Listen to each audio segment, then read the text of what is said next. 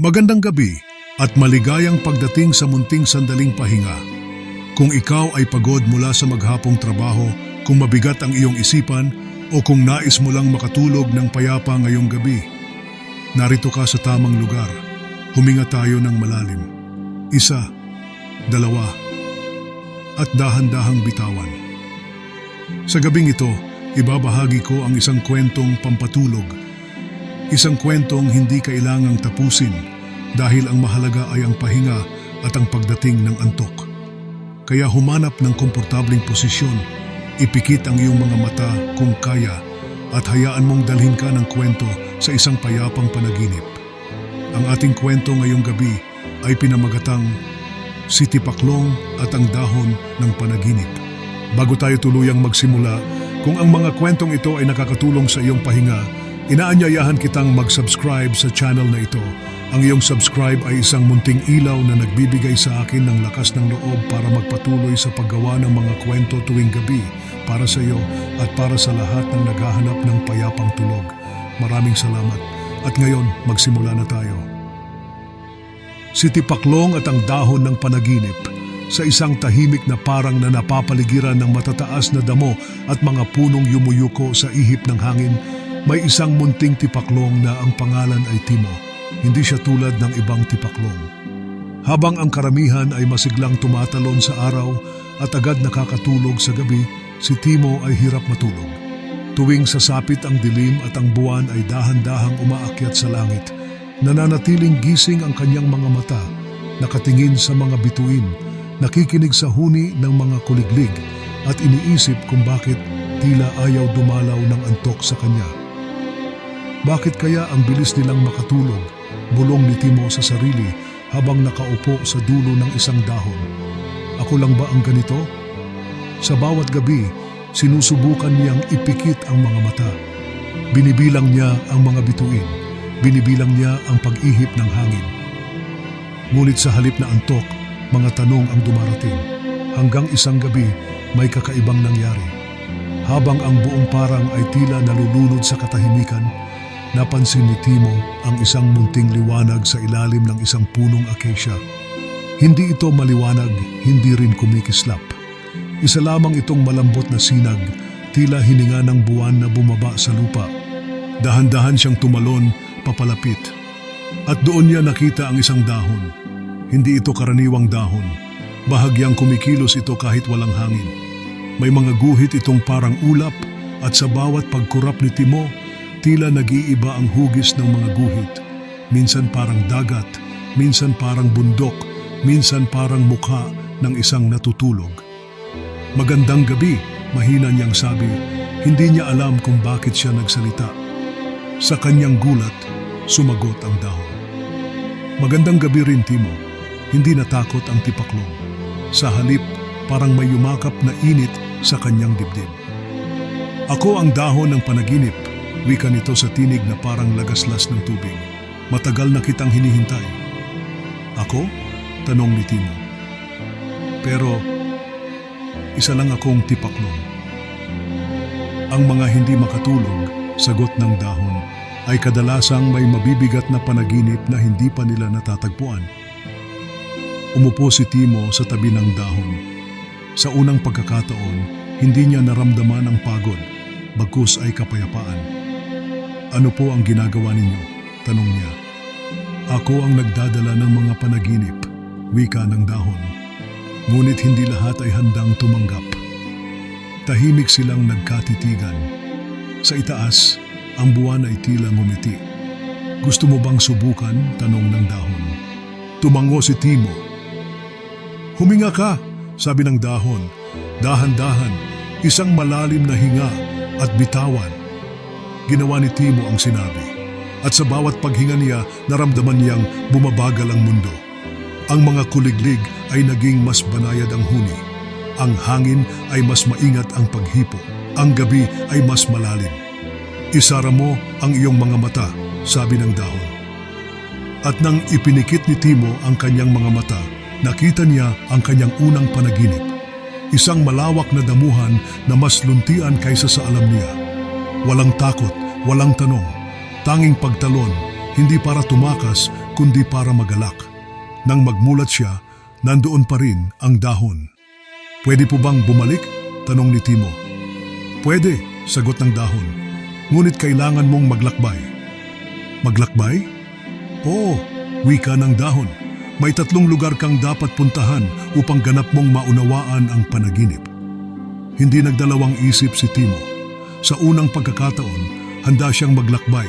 Hindi palayo sa antok, kundi papalapit dito.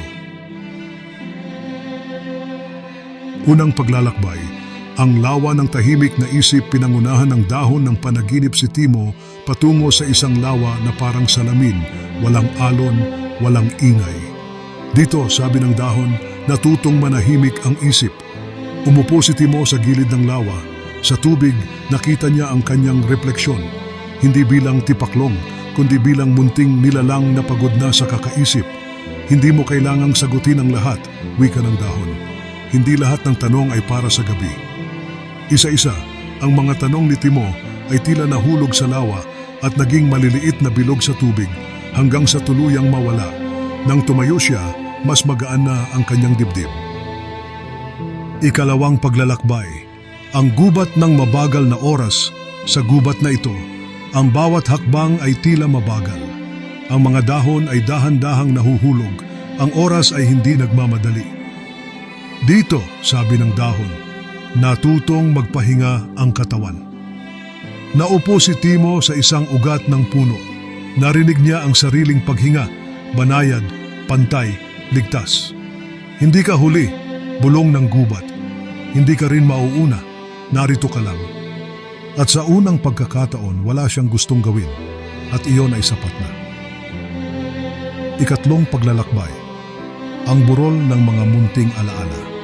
Sa burol na ito, may maliliit na ilaw, mga alaala ni Timo. Ang unang pagtalon niya, ang unang ulan na kanyang naramdaman, ang unang gabing nakaramdam siya ng lungkot. Lahat ng ito, sabi ng dahon, ay bahagi ng iyong panaginip. Pati po ang lungkot? Tanong ni Timo. Oo, sagot ng dahon. Dahil ang panaginip ay hindi pagtakas, ito ay pagyakap. Unti-unting naghalo ang mga alaala sa isang mainit na liwanag. At si Timo ay napaupo, napapikit. Pangipat na paglalakbay, ang lambak ng malalim na paghinga.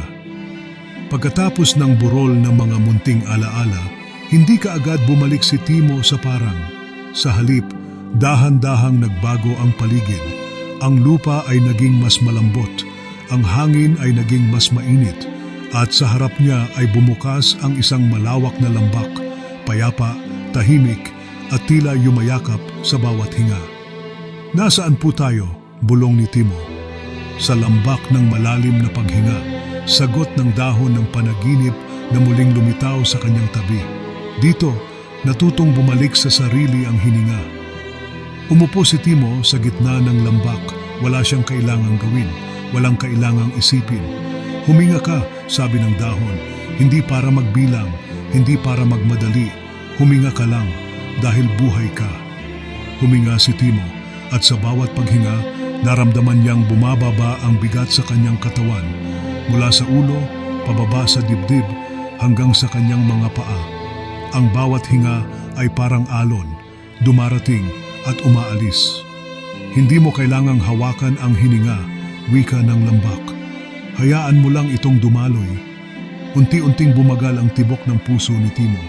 Ang kanyang mga talukap ay naging mabigat, hindi dahil sa pagod, kundi dahil sa kaginhawaan. Ganito pala ang pahinga, bulong niya. Ngumiti ang dahon. Panglima na paglalakbay, ang dagat ng katahimikan mula sa lambak dinala si Timo sa isang dalampasigan, walang araw, walang gabi. Tanging isang malawak na dagat na halos hindi gumagalaw, walang alon, walang sigaw ng hangin, tanging katahimikan. Ang dagat na ito, sabi ng dahon ng panaginip, ay hindi para tawirin, ito ay para pakinggan. Umupo si Timo sa buhangin.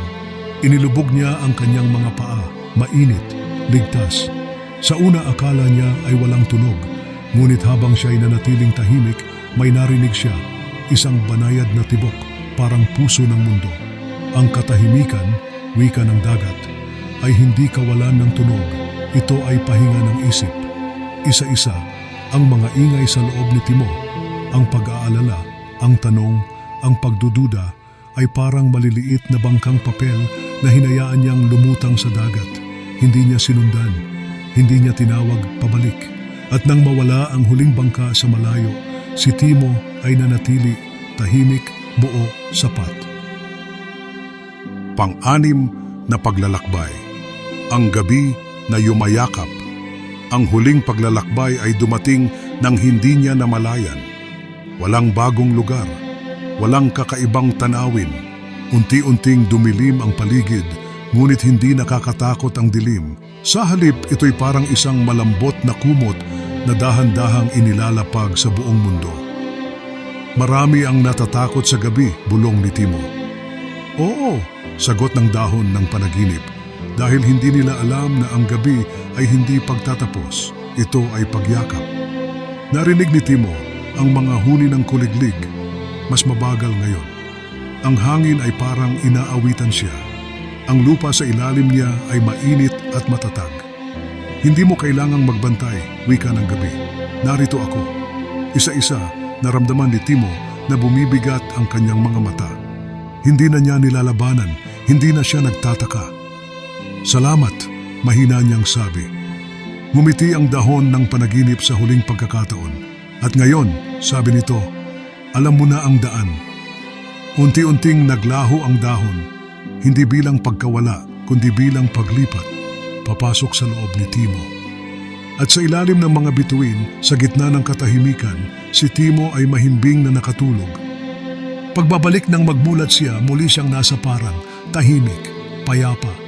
Nawala na ang dahon ng panaginip, ngunit may isang munting dahon sa kanyang tabi, karaniwan sa tingin, ngunit sapat na. Mula noon, tuwing sasapit ang gabi, umuupo si Timo sa ilalim ng mga bituin. Humihinga ng malalim, inaalala ang lawa, ang gubat, ang burol. At dahan-dahan, dumadalaw ang antok. At kung ikaw na nakikinig, ay napapapikit na rin, ayos lang iyon. Hindi mo kailangang tapusin ang kwento. Dahil tulad ni Timo, ang panaginip ay darating kapag handa ka ng magpahinga. Magandang gabi. At kung ikaw ay gising pa, ayos lang. Kung ang iyong mga mata ay unti-unti nang pumipikit, mas ayos. Hayaan mo lamang ang iyong paghinga na manatiling banayad at tahimik. Ang kwento ay narito lamang upang samahan ka, hindi upang tapusin. Kung ikaw ay nakatulog na, naway maging payapa ang iyong panaginip. Kung ikaw ay papalapit pa lamang sa antok, narito lang ako, kasabay ng gabi. Maraming salamat sa pakikinig. Kung nagustuhan mo ang kwentong ito, maaari kang mag-subscribe sa channel na ito para may bagong kwento tayong pagsasaluhan sa mga susunod pang gabi. Ngayon, wala ka nang kailangang gawin. Matulog ka na. Ligtas ka. Payapa ang gabi.